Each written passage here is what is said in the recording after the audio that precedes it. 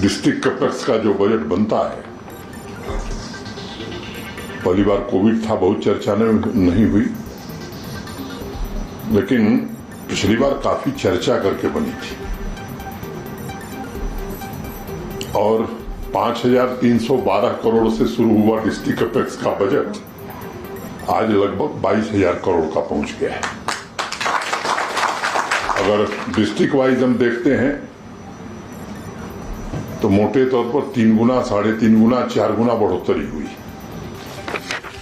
मुझे याद है जब मैं आया था, ब्लॉक दिवस मैंने शुरू किया, मुझे तकलीफ हुई कुछ स्थानों पर जब मैं गया तो देखा कि देश के बाकी राज्यों में तो ये सब सुविधाएं लोगों को मिल गई, जम्मू कश्मीर में नहीं मिली।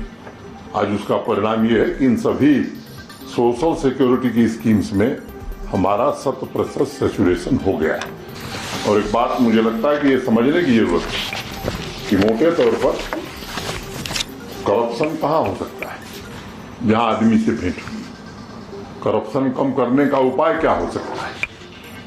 System in place and maximum use of technology.